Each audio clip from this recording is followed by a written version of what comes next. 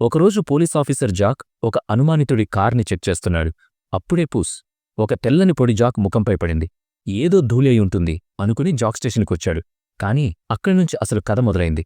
Jack ఆగకుండా మాట్లాడుతున్నాడు. ఒక చిన్న రిపోర్ట్ని వేల మాటలతో రాసేశాడు. ఇది చూసిన ఇన్స్ట్రక్టర్ మిస్టర్ బ్రౌన్కి అనుమానం వచ్చింది. అతను టార్చ్ తీసి జాక్ కళ్ళలోకి చూశాడు. కళ్ల కదలికలు వింతగా ఉన్నాయి. జాక్ అద్దంలో చూసుకున్నాడు. తన ముఖం మీద ఒక సిల్లీ నవ్వు. అతను భయపడ్డాడు. నేను మంచి పోలీసుని? ఇలా ఎందుకయ్యింది? భద్రత కోసం బ్రౌన్ జాక్ తుపాకీని తీసుకుని ఆసుపత్రికి తీసుకెళ్లాడు. డాక్టర్ విల్సన్ వెంటనే అర్థం చేసుకున్నాడు. ఇది డ్రగ్స్ ప్రభావం అయి ఉండొచ్చు అన్నాడు. పీసీపీ లాంటి డ్రగ్ అయితే జీవితాంతం సమస్యే. అందరూ టెన్షన్. రిపోర్ట్ వచ్చే వరకు జాక్ని కాపీ రూంలో ఉంచారు. అక్కడ అతని మెదడు ఆలోచనలతో పేలిపోతోంది. అప్పుడే అతనికి ఒక ఐడియా వచ్చింది. తన తలని ఫోటోకాపీ మెషిన్లో పెట్టి నా గొప్ప ఆలోచనలన్నీ కాపీ చేద్దాం అన్నాడు. ఒకరోజు తర్వాత జాక్ నార్మల్ అయ్యాడు. చివరికి రిపోర్ట్ వచ్చింది. డ్రగ్స్ లేవు. అది కేవలం హార్స్ విటమిన్స్ కాఫీన్ ప్రభావం. డాక్టర్ అన్నాడు.